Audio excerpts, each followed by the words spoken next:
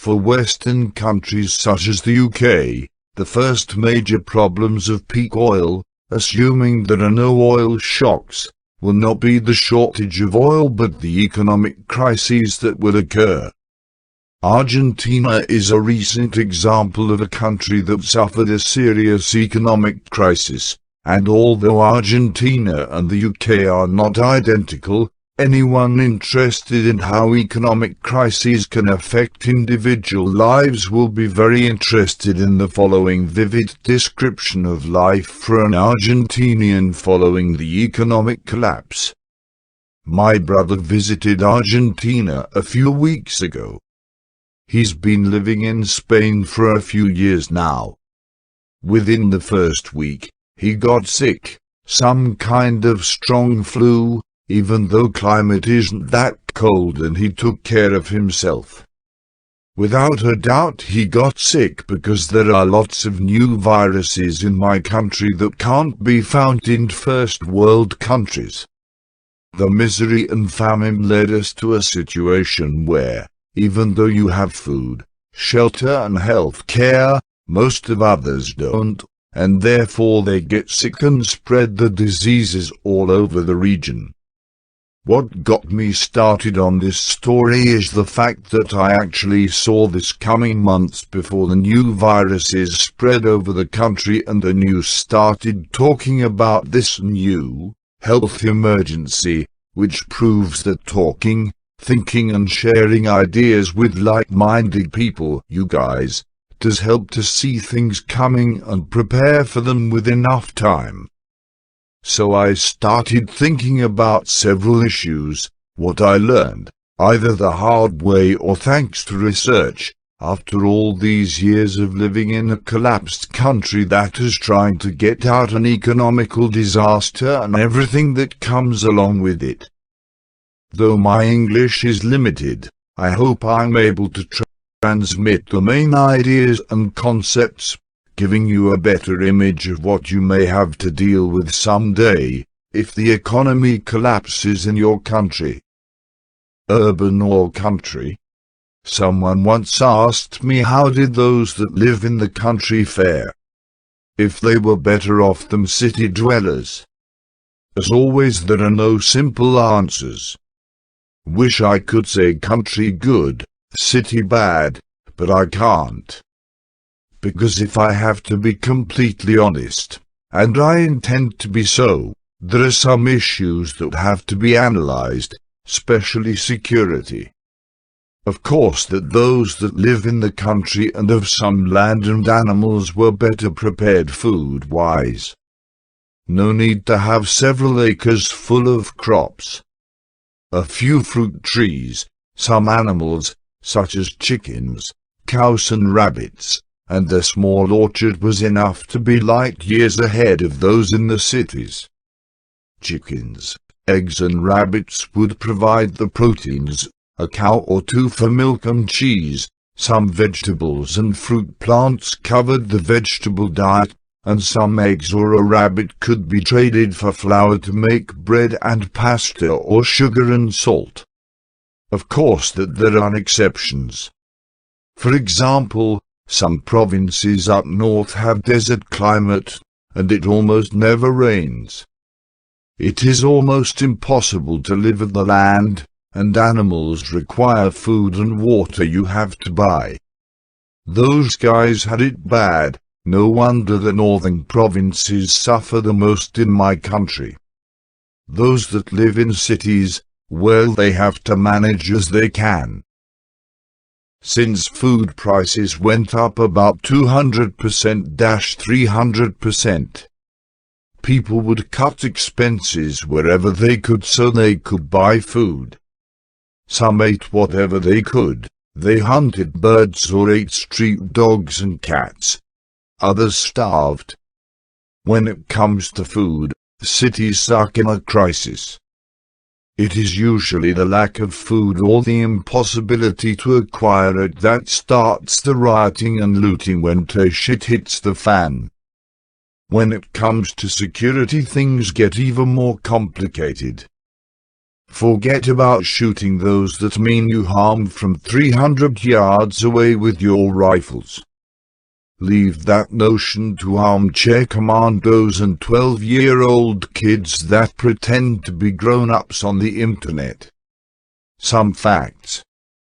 Number 1. Those that want to harm you or steal from you don't come with a pirate flag waving over their heads. Number 2. Neither do they start shooting at you 200 yards away. Number 3. They won't come riding loud bikes or dressed with their orange, convict just escaped from prison jumpsuits, so that you can identify them the better.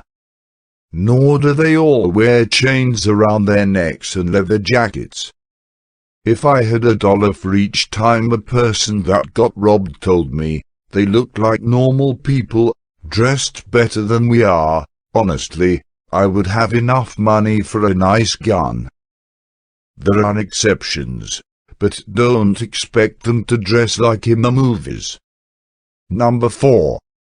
A man with a wife and 2 or 3 kids can't set up a watch.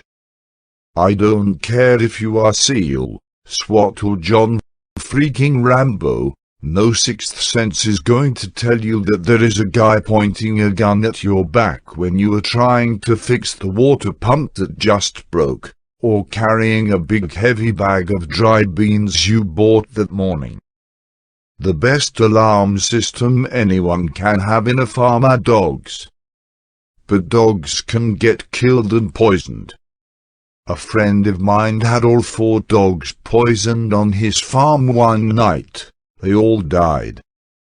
After all these years I learned that even though the person that lives out in the country is safer when it comes to small-time robberies, that same person is more exposed to extremely violent home robberies. Criminals know that they are isolated and their feeling of invulnerability is boosted. When they assault a country home or farm, they will usually stay there for hours or days torturing the owners. I heard it all, women and children getting raped, people tied to the beds and tortured with electricity, beatings, burned with acetylene torches. Big cities are much safer for the survivalist that decides to stay in the city. He will have to face express kidnappings, robberies, and pretty much risking getting shot for what's in his pockets or even his clothes. So, where to go? The concrete jungle is dangerous and so is living away from it all, on your own.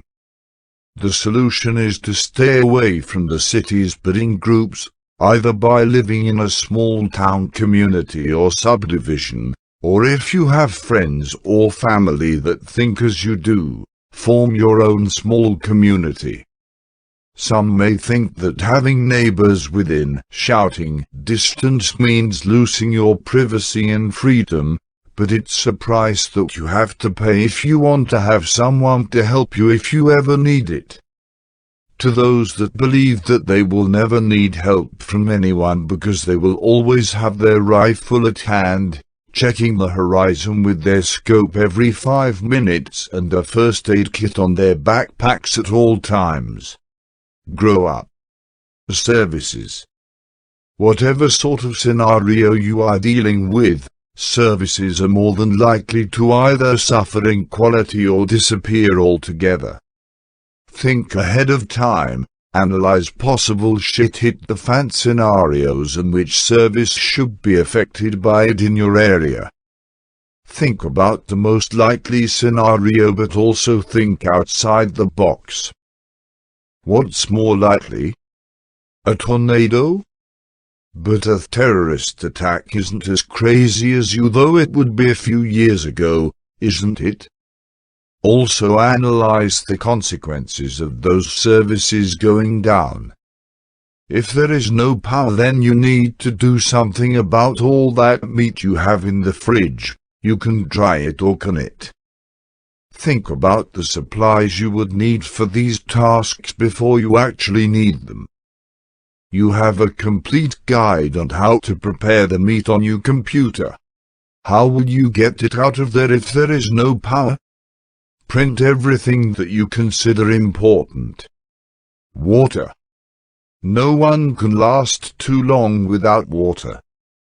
The urban survivalist may find that the water is of poor quality, in which case he can make good use of a water filter, or that there is no water available at all.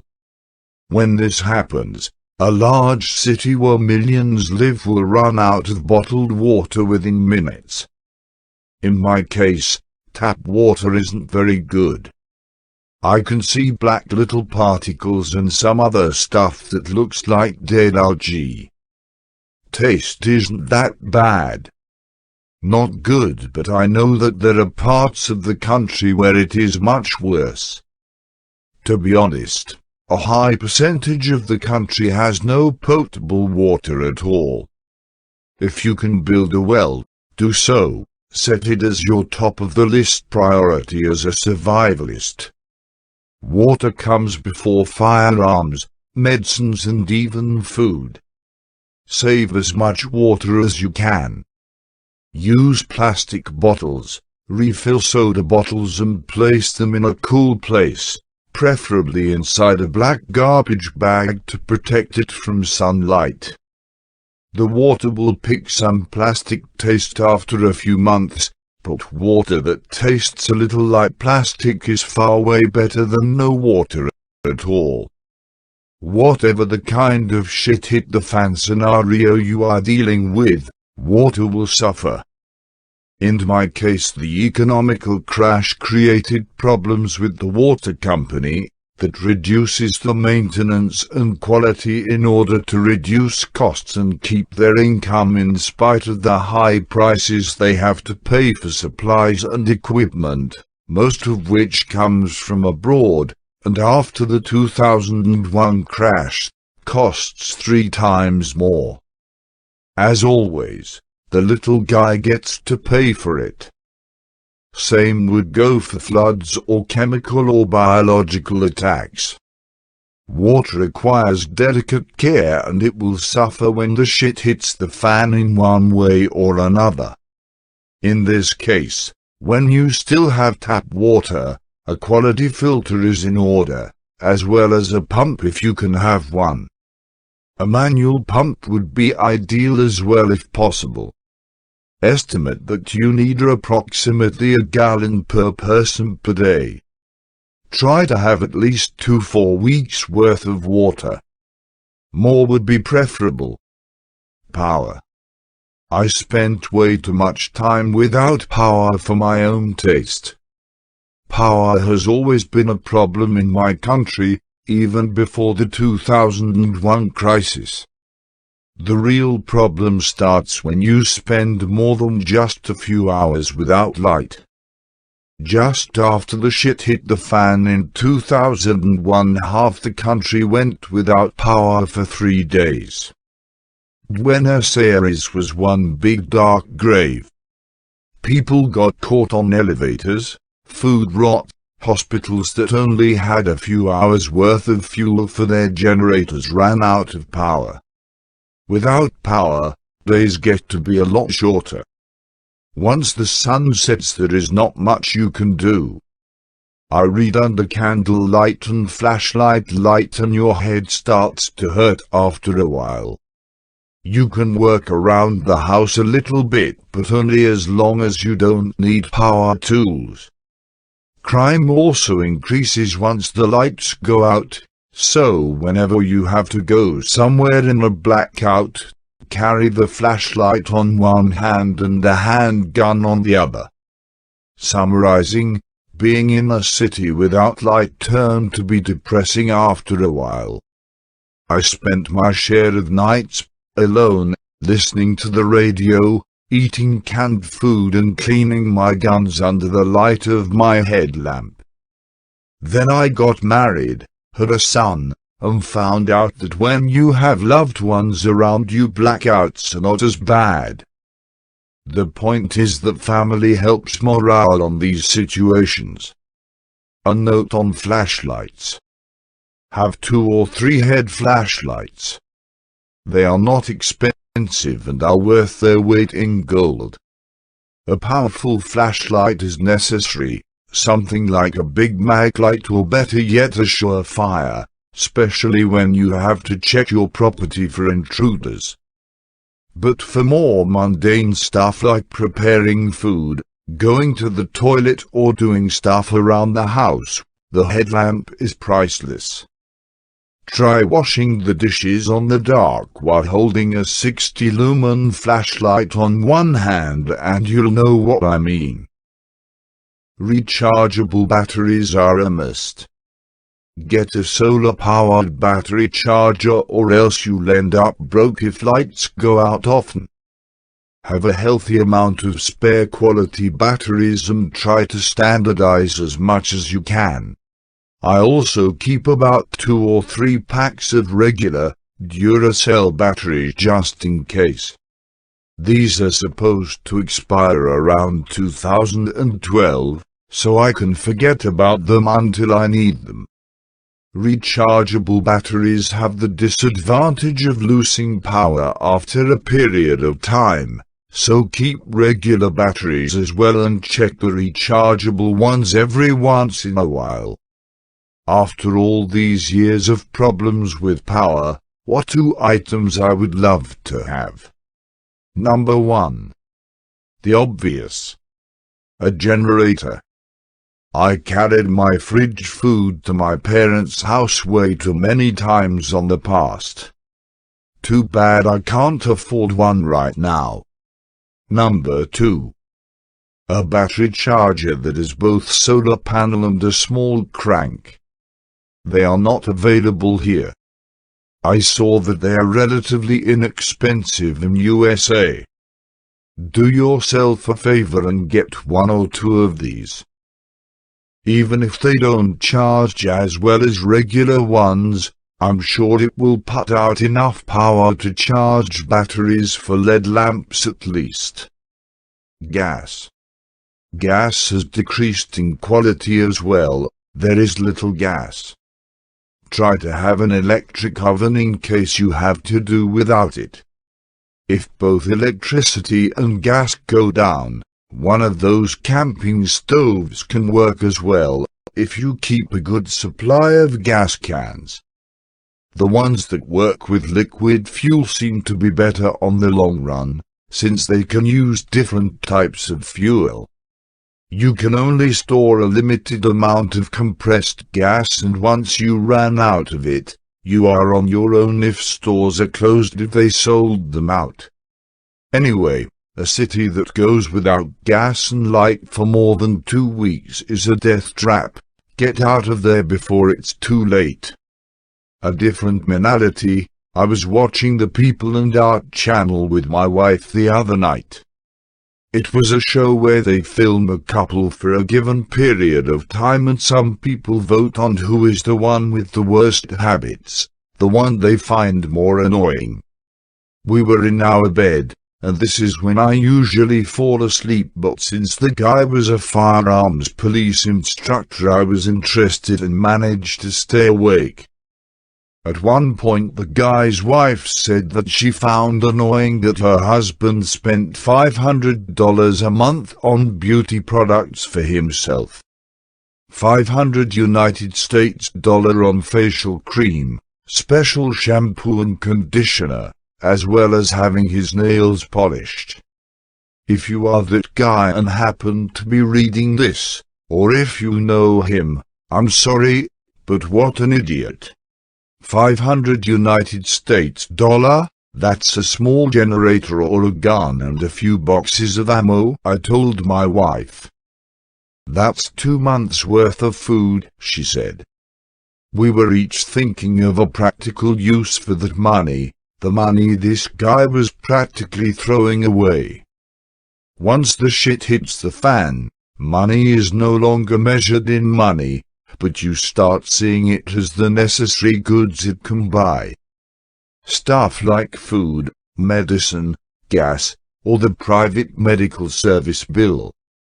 To me, spending $500 on beauty products, and to make it worse, on a guy? That's simply not acceptable. The way I see it, someone with that mentality can't survive a week without a credit card, no use in even considering a SHTF scenario. And this guy is a firearms instructor. Probably the kind of guy that will say that a handgun is only used to fight his way to his rifle and his facial night cream. Once you experience the lack of stuff you took for granted, like food, medicines, your set of priorities change all of a sudden.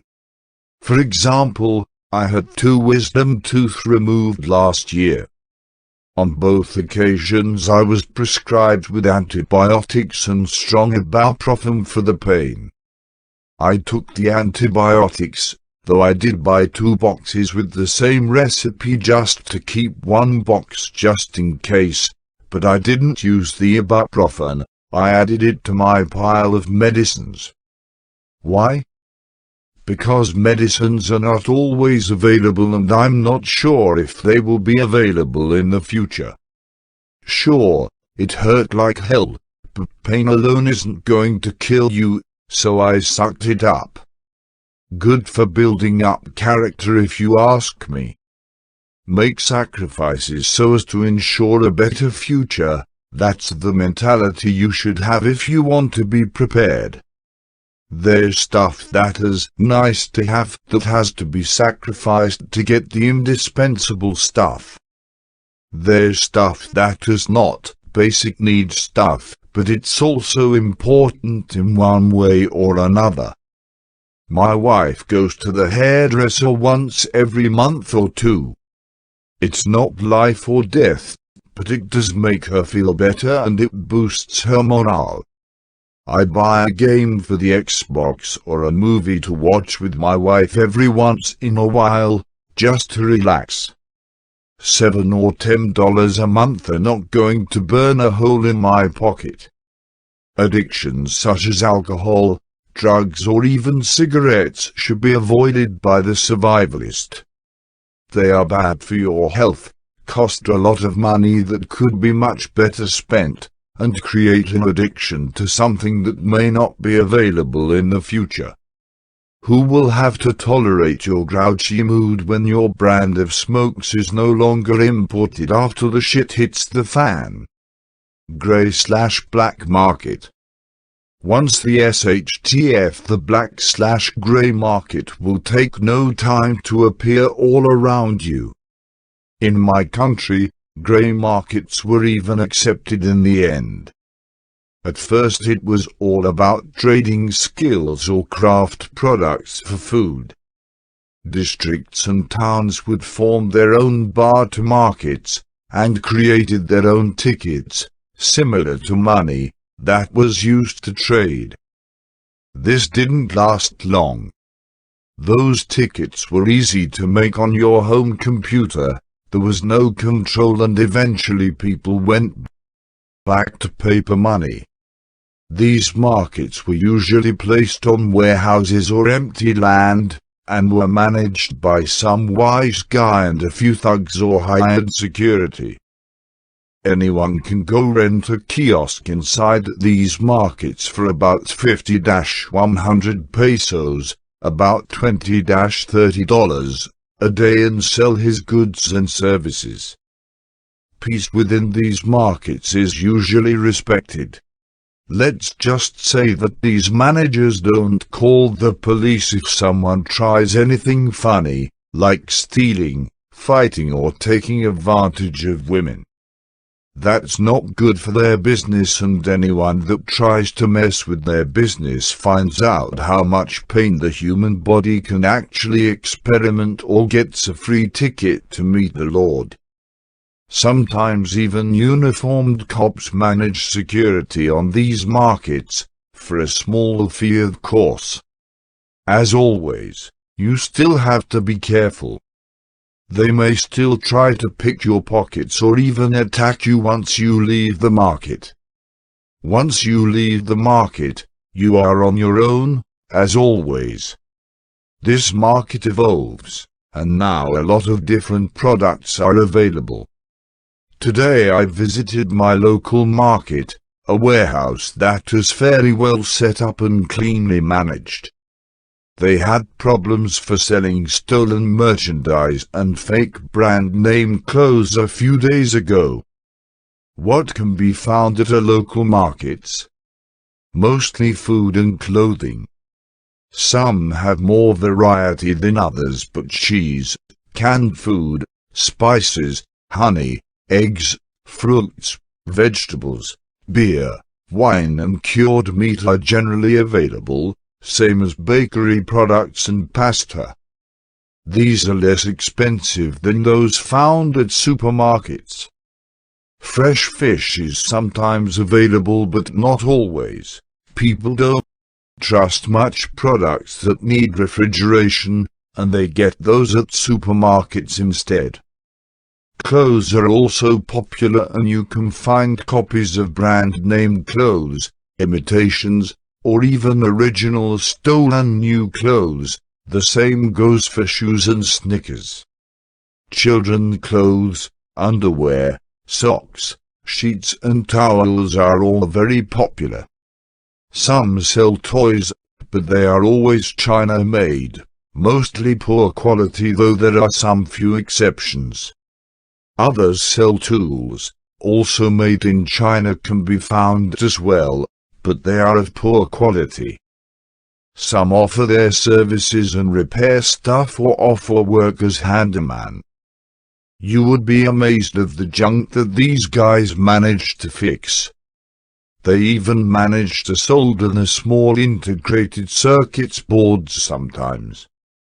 Give one of these guys a screwdriver and a bar of chocolate and he will fix a nuclear submarine.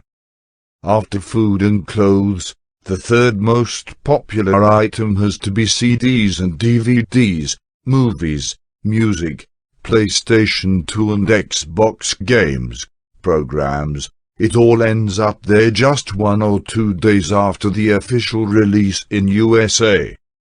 Seems that they have a guy hidden under Bill Gates' desk or something. Anyway, almost everything can be found there, and if you want, you can ask around, talk to the right guy and buy illegal stuff like drugs or black market guns and ammo. The quality of the drugs is questionable, of course, and a lot of addicts die from the mixtures these guys sell. Guns are mostly high powers, surplus 1911s and Colt 45s, and old Colt detective revolvers in .38 special that found their way from police and military armories into the black market. Condition isn't very good, but if you have money you'll be amazed at what you can end up with. Everything that is used by the military and police, including SMGs, Browning 50 machine guns, and even frag grenades, is available in the black market, if the customer has the amount of money and a little patience, of course. The big guns may take a while, but the handguns and grenades are readily available.